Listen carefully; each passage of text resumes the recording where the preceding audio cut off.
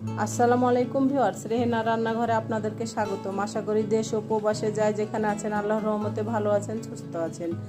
আজকে আমি আবার একটা দারুণ মজার রেসিপি নিয়ে চলে এসেছি।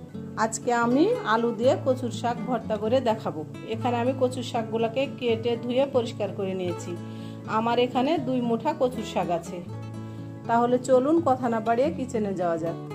চুলায় আমি কড়াই বসিয়ে দিয়েছি, আমি শাকগুলা দিয়ে দিয়েছি। এবার আমি দিয়ে দেবো স্বাদ অনুযায়ী লবণ আর আপনার হাফ চামচ হলুদের গুঁড়া। হলুদের গুঁড়াটা আপনারা ইচ্ছা হলে দিবেন, নইলে স্কিপ করতে পারেন। হলুদের গুঁড়া না দিলেও চলবে। আমি এবার দিয়ে দেবো আলু। এখানে আমি বড় সাইজের একটা আমি আলুকে এভাবে আমি কুচি করে নিয়েছি। আমি এবার দিয়ে দিলাম আলু। আমি দিয়ে দেবো এখানে 6টা বড় সাইজের রসুন আছে, আমি এভাবে 2 ভাগ করে কেটে নিয়েছি। আমি দিয়ে দেব রসুন। আমি এখানে 2টা পেঁয়াজ দিয়ে দেব। পেঁয়াজগুলোকে আমি মোটা মোটা করে কেটে নিয়েছি। এখানে আমার 10টা মরিচ আছে, মরিচগুলোকে আমি এভাবে 2 ভাগ করে নিয়েছি। আমি দিয়ে দিলাম মরিচ। আমি এখানে দিয়ে দেব অল্প করে পানি। আপনার শাকটা সিদ্ধ হওয়ার জন্য আমি অল্প করে পানি দিয়ে দিলাম। আমি এবার ভালো করে ঢেকে দেব। আমি শাকটাকে 10 মিনিট সিদ্ধ করে নেব। 10 মিনিটের মধ্যে আমি 2-3 বার নেড়ে চেড়ে দেব। 10 মিনিট পরে আমি ফিরে আসছি।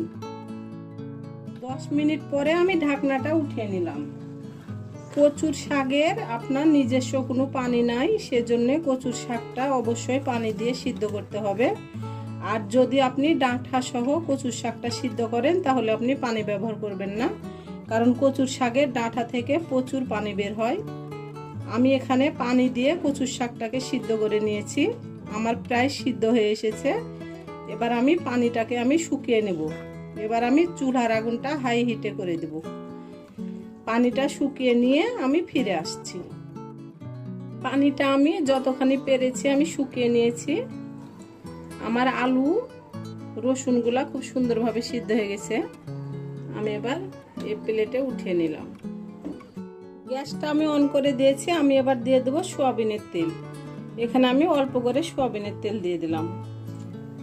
আমি এখানে 8টা শুকনো মরিচ আমি ভেজে নিব।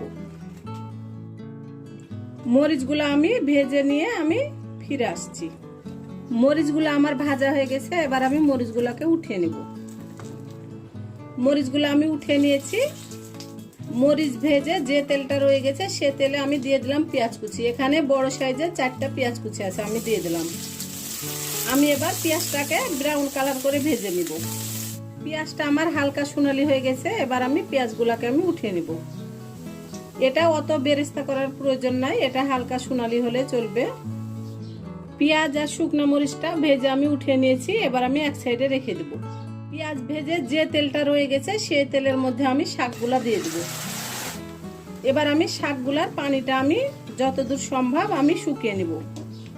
পেঁয়াজ ভাজার পরে শাকটা যদি তেলের উপর দেন, কত কত কচুর শাকে আপনার মুখ চুলকায়, তাহলে মুখটা চুলকাবে না এবং ভর্তাটা খেতে খুবই মজা লাগে। পানিটা শুকিয়ে নিয়ে আমি একেবারে ফিরে আসছি। পানিটা আমার শুকিয়ে গেছে। আমি এবার গ্যাসটা অফ করে আমি শাকগুলাকে উঠিয়ে নেব। আমি এই প্লেটে উঠিয়ে নেব।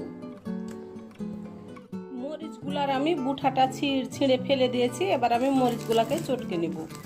আমি এখানে দিয়ে দেবো স্বাদ অনুযায়ী লবণ। আমি যখন শাকটা সিদ্ধ করি তখন আমি লবণ ব্যবহার করেছিলাম, সেজন্য আমি লবণটা অবশ্যই চেক করে আবার দিলাম। আপনার হাফ চামচ আমার লবণ লেগেছে এখানে। পরে আবার আমি মরিচটাকে ভালো করে চটকে নিয়েছি। এবার আমি দিয়ে দেবো ভাজা পেঁয়াজ। আপনারা চাইলে এটা কাঁচা পেঁয়াজ দিয়েও ভর্তাটা করতে পারেন, তবে ভাজা পেঁয়াজ দিয়ে ভর্তাটা করলে ভর্তাটা আপনার অনেকক্ষণ থাকে, গন্ধ হয় না। আমি এবার ভালো করে পেঁয়াজ মরিচ লবণটাকে চটকে নেব। এবার আমি দিয়ে দেবো সরিষার তেল। এখানে আমি 4 টেবিল চামচ সরিষার তেল দিয়ে দিলাম। আমি এবার ভালো করে চটকে নেব। আমি দিয়ে দেব একটা লেবুর অর্ধেক। লেবুটা দিলে আপনার মুখটা চুলকাবে না এবং ভর্তাটা খেতেও অসম্ভব মজা হয়।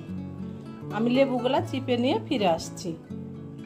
লেবু দুটার রস আমি ভালো করে চিপে দিয়ে দিয়েছি। আমার রেসিপিগুলো যদি ভালো লাগে তাহলে আমার ভিডিওগুলো দেখার অনুরোধ রইল। যদি ফেসবুক থেকে দেখেন তাহলে অবশ্যই একটা ফলো দিয়ে দিন। ইউটিউব থেকে দেখলে একটা সাবস্ক্রাইব করার অনুরোধ রইল। হাতে যদি সময় থাকে লাইক শেয়ার কমেন্ট করে দিন। আপনাদের একটা শেয়ারে আমি অনেক দূরে এগিয়ে যেতে পারবো। আমি যেভাবে আলু দিয়ে কচুর শাকটা ভর্তা করলাম, আপনারা একবার হলো আমার মতো করে ভর্তা করে খেয়ে দেখুন। এটা অসম্ভব মজার একটা ভর্তা। এরকম যদি ভর্তা থাকে গরম ভাতের সঙ্গে তাহলে আপনার অন্য আর কোনো তরকারি লাগবে না, এক প্লেট ভাত আপনার নিমিষে খাওয়া হয়ে যাবে।